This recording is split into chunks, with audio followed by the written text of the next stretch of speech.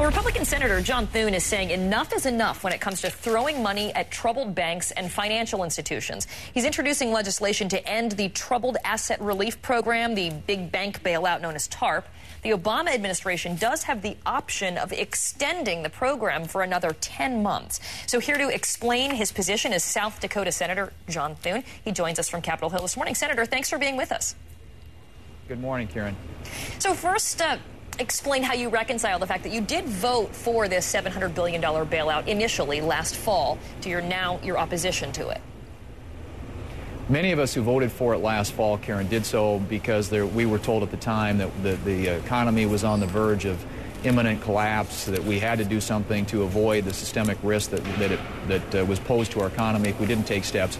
And I think that we did provide some stability, but that was a specific purpose at a specific time. The TARP program has outlived that purpose, and I believe it's time to end it. The problem you run into now is you've got this fund around Washington, and anytime there's loose change around Washington, people have designs on it. And my concern is that it's going to turn into a political slush fund that will be used for all kinds of other things, and we've already seen that. What was supposed to be something to provide stability for financial institutions is now been used to bail out insurance companies, auto manufacturers. Most recently, a $50 billion installment from the TARP fund's been used to do a loan modification fund, which the Inspector General for TARP says we're never going to recover. Right. So there are lots of things I think that this could be used for, and I think the best use of it is debt retirement, and that's what my bill does. But let me just ask you a question. Are you guys trying to put the genie in the bottle when it comes to back in the bottle when it comes to this? I mean, basically it was a blank check to Treasury, this TARP, and it was allowed to continue. It started under the Bush administration, continued under the Obama administration, and many are asking why Congress didn't add more strings to this money in the first place. Well, Congress, I think, at the time thought that any unobligated funds in TARP or any funds that were paid back in, and there have been some that have been paid back in, should go to pay down the federal debt. What the interpretation the administration has taken is that these can be recycled, that they can be reused, and we're already seeing that.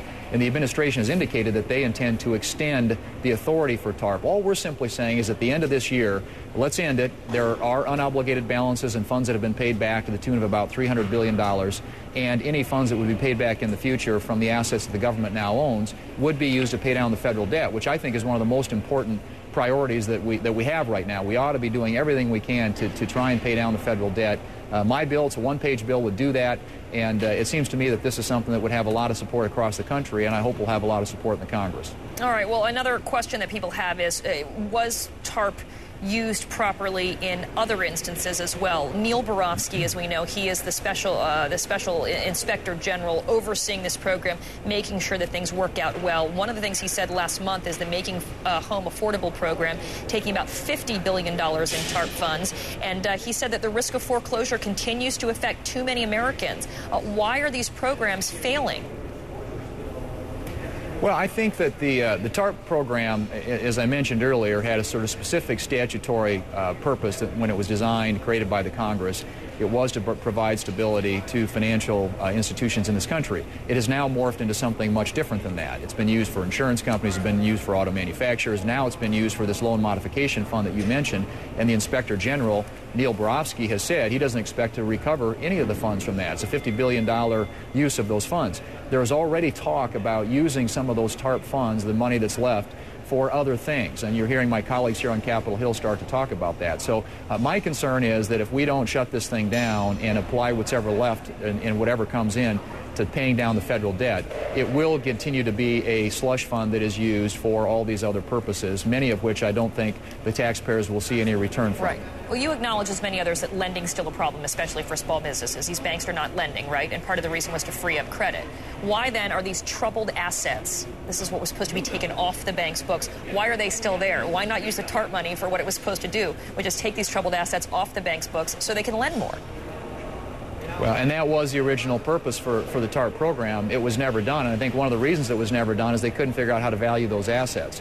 And so they didn't want to, they were worried about putting taxpayer dollars at risk on something they didn't have any idea what the value was. So what they ended up doing was taking all these ownership interests, equity stakes in a lot of these companies, and the federal government became an owner of many aspects of our private economy, which I think is a really bad precedent and leads to all kinds of inherent conflicts of interest, and we're starting to see that play out now. So, I mean, you could argue that it could be used for that, but it seems to me, at least right now, the better use of these funds is to pay down the federal debt. I think that there are some issues that continue to exist out there with regard to residential lending and commercial lending, but I don't think keeping the TARP program around is going to solve those.